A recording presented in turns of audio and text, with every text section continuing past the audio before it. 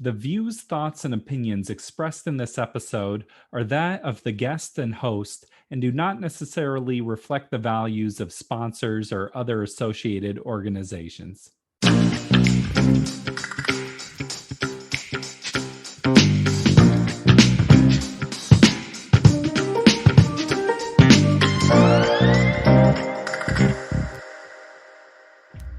Welcome to the Parental Compass by Family Education and Support Services. I am your host, Bobby Williams. Hey! As always, please subscribe to the show. Hit subscribe. You'll get notified each week. It makes a big difference to us. We're all aware of our basic 5 senses, but believe it or not, there's other senses that exist that have a big impact on your life and your child's life. Things like, what are the messages that the inside of your body is trying to tell you? Or where do you put your body when you're trying to get outside of a car? These are things that you don't usually think about, but physical therapists work on a lot. We have a very experienced physical therapist here to speak with us today, Sally Carman. We break it all down in the interview. Super informative. Check it out. But there's actually 3 other senses. What's that about? Or can you briefly explain that? Yes, I love to talk about the mystery senses because the 3 other senses are the proprioceptive sense, the vestibular sense, and the interoceptive sense. And just the easiest definition of proprioception is the sense of where your body is in space based on the contraction of your muscles. And we associate that a lot with deep pressure, which I can come back and talk about. The second mystery sense is the vestibular sense, which is the sense of your body when you're moving, such as when you've been on a car or in a car, on a plane, on a boat, and how your body manages that kind of movement, moving through space. And then the third mystery sense is the sense of proprioception, and interoception. And that's the sense of inside your body where you're sensing when you're hungry, when you need to move your body because you've been sitting too long, when you perhaps are in pain, need to go to the bathroom, when you're taking in information that your insides are giving you to your sensory system. So those are the 3 senses that we don't learn about, and they're really important especially if it's not working well and a person is either not taking in that information sufficiently or is taking in too much of that information. And I imagine just like how we're all individuals, we probably have different levels of these senses, or just like our sight, like I wear glasses and contacts. And so I'm sure that's true for like proprioception and all these things. Perfect analogy is for visual acuity. If you and I go in and go to the eye doctor, we're both going to come out with a different prescription. Everyone processes sensory input differently, and it is how you come. I mean, you come with it. Sometimes in early childhood, it's very early childhood, it is laid down the foundations, but everyone is a little different in how they process sensory information, and it can have a real impact on energy level and emotion, and certainly on behaviors when a person is processing sensory information in a way that isn't always serving them. Yeah. Well, so that was a lot of big words with the different proprioception. So I want to break these down a little bit and understand them better. Mm-hmm. So proprioception, you're saying, is like your relation in space and how your body reacts to that. So does that mean like I'm in this room and I have a sense of where I am in the room, or what do you mean when you say relation to space? That's really well said, Bobby, how where you are in relation to space. Now, you're probably feeling as you're sitting in a chair, you're feeling the pressure from the chair, right? So you kind of know where you are. You don't have to think about it. But there are some people who are not getting enough information and may need more, may need to have, okay, well, maybe I need to bounce around a little bit because I don't have that information. A lot of people who are seeking more sensory proprioception are going to be very movement oriented, and kind of, we think about them as the kids who are bouncing off the walls or looking for more input because they don't always get a functional level of proprioception. And those people are very noticeable in a classroom, in a home, places like that, when they're looking for what I call pressure, just as you feel the pressure from your chair. So I imagine like an athlete or something has a very, like a football player has a great idea of where they are in space. Why is this important for kids then? Just they bounce a lot and we don't want them to? Or how does it relate to their daily lives? Well, you can see that if you want more proprioception, kids need to get out and play and move. And, my son's an ultra marathoner. He loves proprioception because of that striking in the body and the feeling that his muscles feel every time he's running. That's someone who is a proprioceptive seeker because he's looking for more, more, more all the time. And he's found a functional way to do it. But think about our kiddos who haven't realized, or you haven't realized as their parents, that they are seeking that information. You want them to quiet down and sit down through dinner, or you want them to sit in a classroom and not be disruptive because they're looking for more information. There are things you can do to help feed that proprioceptive system in a functional way throughout the day. Well, and we're in a society that asks a lot of us to like sit and pay attention and be somewhere. What are some of those things you can do with your child who's looking for a lot of that proprioception information? Well, there's a wonderful thing that you can look up called a sensory diet, where you can actually see what kinds of deep pressure and heavy work and activities that a child or a grown-up can do throughout the day, so that maybe before school, you could provide some activity, something like jumping on a little mini trampoline, or giving them a heavy backpack to carry into class. I have right here a lap pad, which I'm actually sitting with on me, that gives me some extra deep pressure, which can be very calming and organizing even for typical kiddos or adults, that will help someone feel grounded in their proprioceptive system. And throughout the day, certainly with kids, if they can get out to recess, if they can do wall push-ups or even chair push-ups or sit on a cushion, those kind of things are all contributing little bits to their proprioceptive system. There are a lot of other tools, such as compression sleeves or compression shirts, the Lycra, the kinds of things that give all over deep pressure. So you mentioned vestibular, and that's kind of your sense of balance, or how does that all tie in? When I think of vestibular, I think about swinging, or I think about standing on one foot, because it's like your balance, and it's your balance, your movement sense. So I usually use the example of when you've been on a train, plane, boat, whatever, and you get off it and you still feel that movement. That's your brain still processing vestibular input, because it can have a time lag, but it's a wonderful awareness of how your body wants to coordinate when you're moving. The issue is when someone, again, is sensitive to vestibular input or is seeking more. And you certainly work with people at all levels. So when someone is sensitive to vestibular input, they may be somebody who gets car sick easily, doesn't want to go on a plane because they feel uncomfortable with that kind of motion. And when someone wants more vestibular, you may find someone who loves the swings, loves being very actively moving in a hammock, or actually likes to be upside down because they like that dizzy feeling, which to me would be terribly unpleasant. But for some people, they want more input to that system and actually need it to feel comfortable in their body and in their vestibular system. So there are people who seek vestibular input and want to twirl round and round, like going on the spinning rides at the fair. On one hand, we have kids that want a lot of this and want to be like spinning or twirling. And then we have kids that are very sensitive to this. And so I'm guessing we have to try to help both of them. What about like a kid who gets motion sickness? Is there any way to build their tolerance, or how do you work with them on that? Because that seems like something that just is. But then you got to drive in the car, you got to move around. Right. And what you want to do is get to a functional level.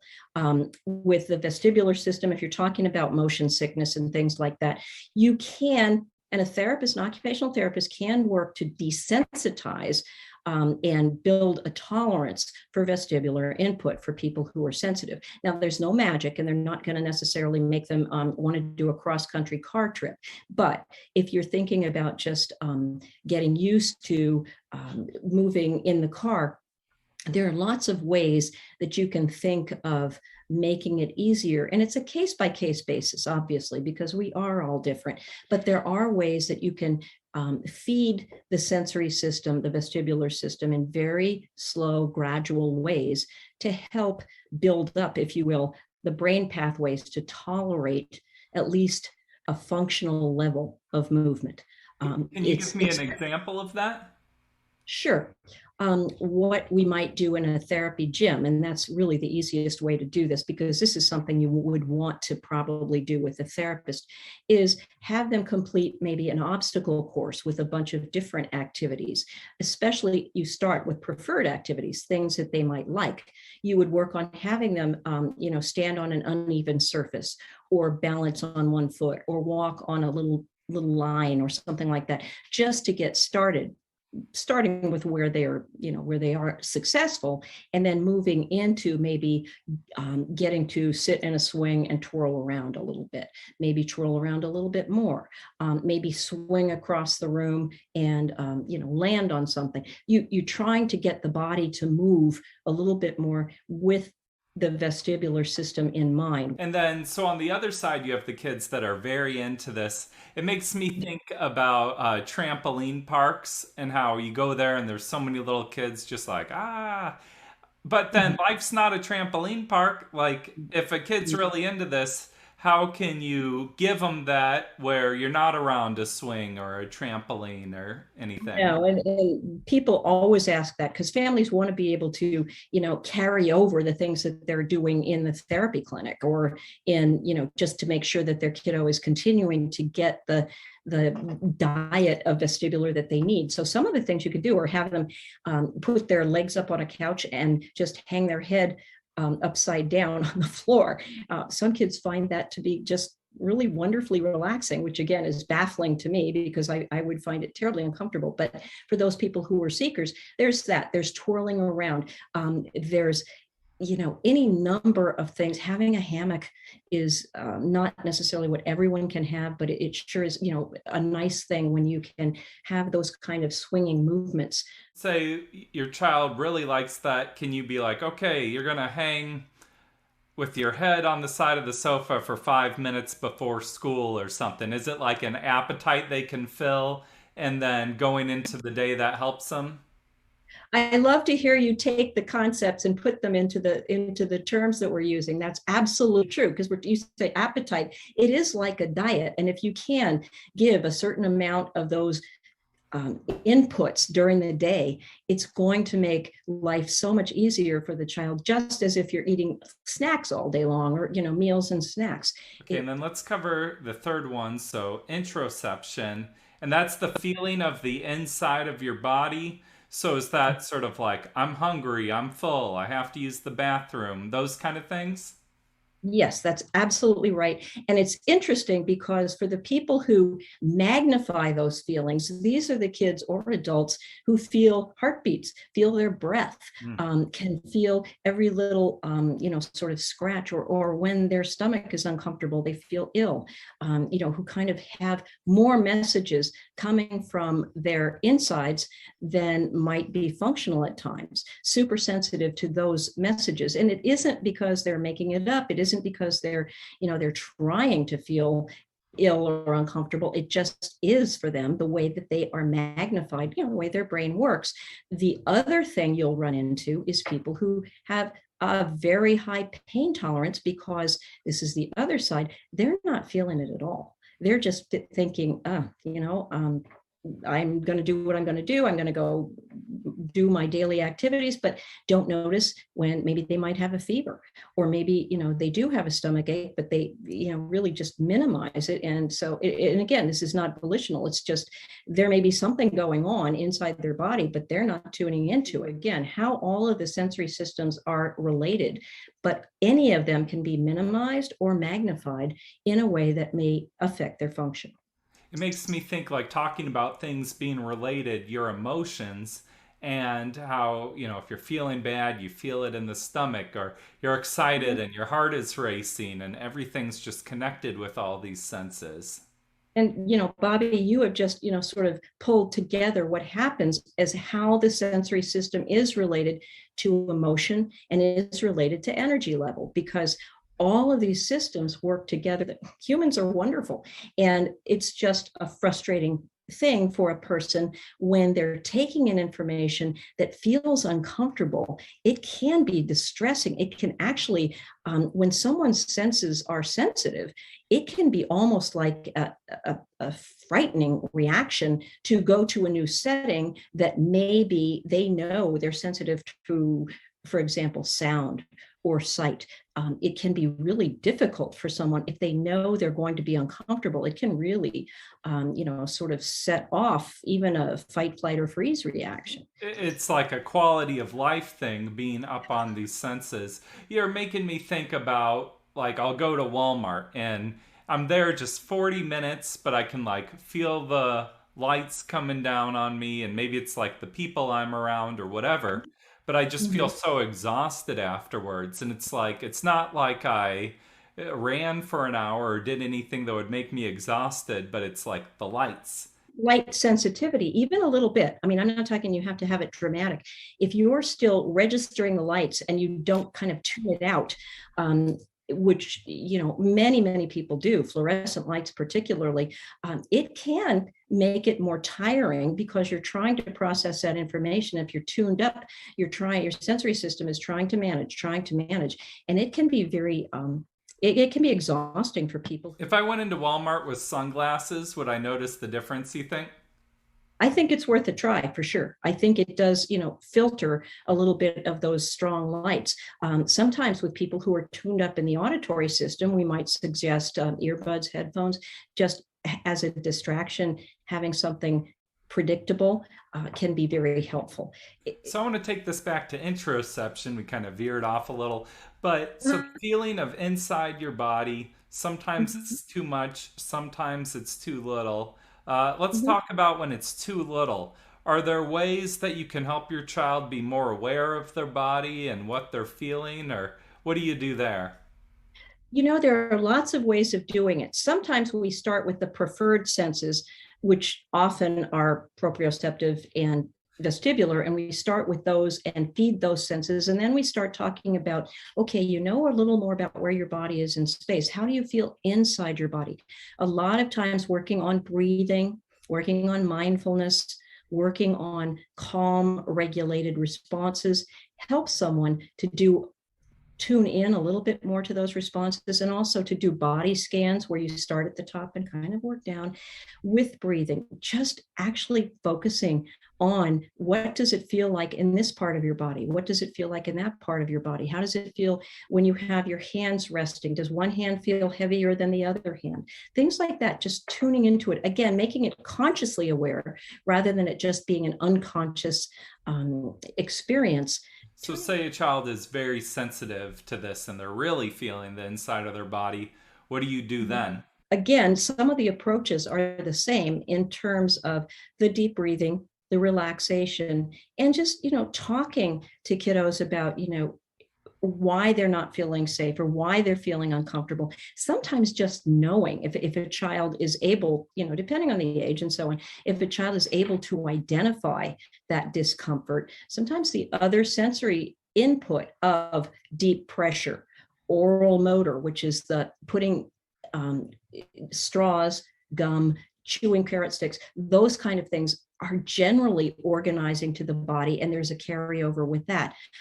Tactile input is sometimes really helpful, even to provide kind of a relaxation of all the systems. So if you have some general ways of helping a person feel calm and relaxed, then the interoceptive system can settle down a little bit. I've been doing a workshop with youth and do a little exercise with them where I like kind of stretch out my neck, and I can tell doing that, like, oh man, I'm stressed today. I can like feel it in my neck. And so just having that awareness seems so important, and it helps you be more empathetic with children too, of like, okay, this is a sensory thing and we can work with them on it.